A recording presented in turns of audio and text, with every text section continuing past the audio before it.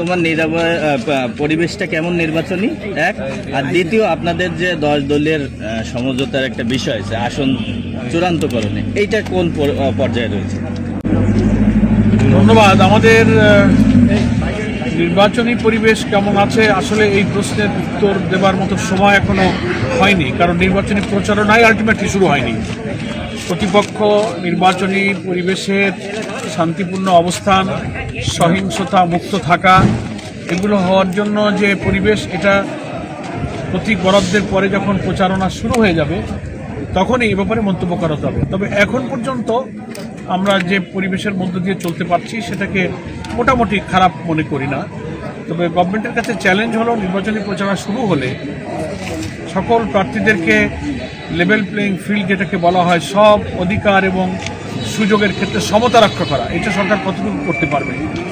আর অস্ত্রধারী সন্ত্রাসীদেরকে গ্রেপ্তারের যে দাবি আমরা করেছিলাম সেটা কিন্তু এখনও গ্রেপ্তার হয়নি। প্রত্যেকটি নির্বাচনী এলাকায়, ভোট কেন্দ্রের এরিয়াতে যে সমস্ত চিহ্নিত সন্ত্রাসী, মস্তান এবং অস্ত্রধারীরা আছে, এর প্রত্যেকের নামের তালিকা কিন্তু থানাগুলোতে আছে। থানা কিন্তু সব ক্রিমিনালদের খবর রাখে। ইচ্ছা করলে থানা কিন্তু অভিযান চালাতে পারে। আমরা আবার শুনলাম যে একটা অভিযান চলছে, কিন্তু শুনলাম না যে অস্ত্র উদ্ধার হয়েছে, গ্রেপ্তার হয়েছে। এই জন্য আমি মনে করি যে প্রকাশ্য নির্বাচনী প্রচারণা শুরুর আগে সরকারকে বিভিন্ন নির্বাচনী এলাকার চিহ্নিত, থানায় তালিকাভুক্ত সন্ত্রাসীদেরকে গ্রেপ্তার করা দরকার। আর অবৈধ অস্ত্র উদ্ধার করার জন্য পূর্বেও তো আমরা অনেক অভিযান দেখেছি, কিন্তু এবার তো সেই অভিযান আমরা দেখতে পাচ্ছি না। যাতে সন্ত্রাসীরা অরিড হয়, তারা যেন ভীত হয়ে পড়ে, গ্রেপ্তার হয়, অস্ত্র উদ্ধার হয়। এটা করলেই আমার মনে হয় নির্বাচনী পরিবেশটা মানুষ সাহস পাবে। যেটা প্রধান উপদেষ্টা আশা করছেন যে ঈদের মতো উৎসব মুখর পরিবেশে মানুষরা ভোট কেন্দ্রে যাবে, সেটা হতে গেলে গভর্নমেন্টকে এই আইন শৃঙ্খলার পরিস্থিতি ভালো করতে, অবৈধ সন্ত্রাসীদেরকে গ্রেপ্তার করতে হবে, অস্ত্র উদ্ধার করতে হবে। এটা একটা। সেকেন্ড হচ্ছে যে 11 দলের ঐক্যের ব্যাপারেও আমরা আশাবাদী। মোটেই নিরাশ হওয়ার কিছু নেই। সর্বক্ষণ আমাদের প্রত্যেক দলের মধ্যে ইন্টারনাল আলোচনা, কমিউনিকেশন অব্যাহত আছে।